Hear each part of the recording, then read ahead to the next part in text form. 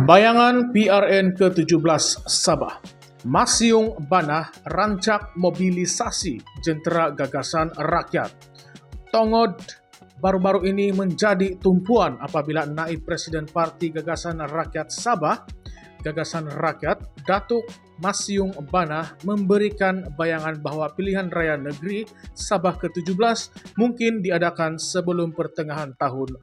Pengumuman ini dilihat sebagai satu isyarat kepada semua parti politik di negeri itu untuk mula bersiap sedia bagi menghadapi pilihan raya yang boleh berlaku pada bila-bila masa sahaja.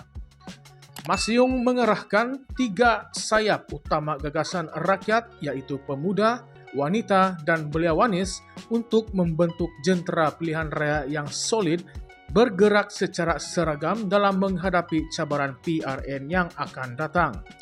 Dengan ini, beliau ingin memastikan bahawa partinya tidak terlepas peluang untuk memperkuatkan kedudukan dalam politik negeri.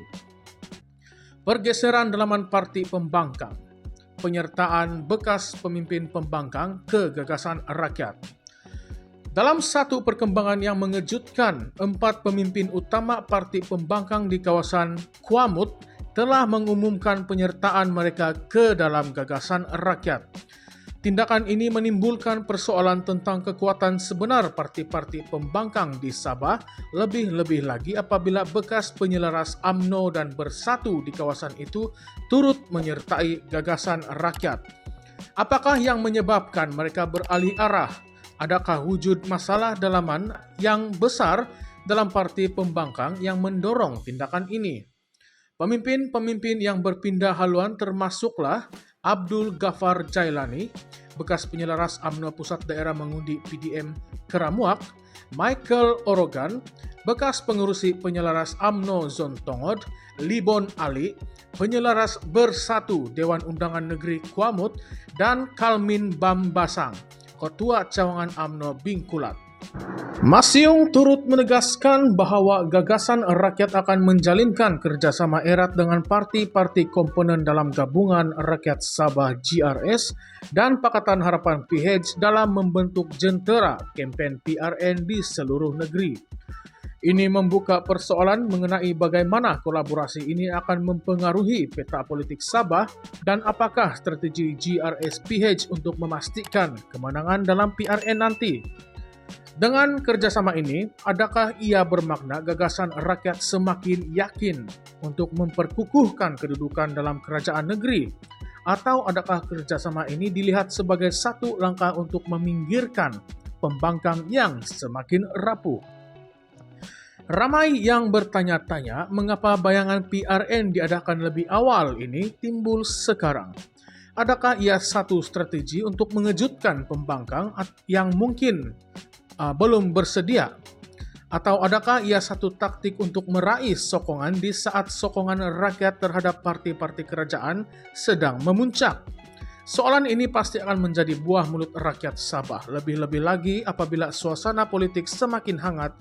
Masyung juga mengarahkan ketua-ketua PDM Gagasan Rakyat dan pengerusi zon di seluruh negeri supaya bersiap siaga dalam menghadapi PRN ini.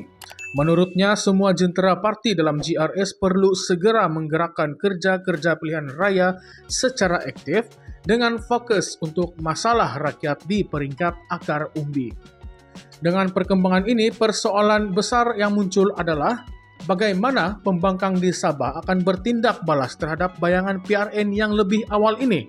Adakah mereka sudah mempunyai strategi yang kukuh atau mereka akan terus berdepan dengan lebih banyak penghijrahan pemimpin seperti yang berlaku di Kuamut? Kesimpulannya, PRN Sabah yang dijangka akan berlangsung sebelum Jun kini menjadi topik hangat dalam arena politik negeri. Mobilisasi jentera parti dan pengaruh yang semakin berkembang dari gagasan rakyat serta kerjasama dengan GRS dan PH menjadikan persaingan kali ini lebih sengit. Soalan-soalan seperti masa depan pembangkang, keberkesanan kerjasama antara parti, dan kesediaan rakyat akan terus dibicarakan menjelang PRN ini. Apakah ini strategi yang paling bijak? Bagaimana pula dengan pembangkang yang kelihatan semakin goyah? Tepuk dada Tanya Selera.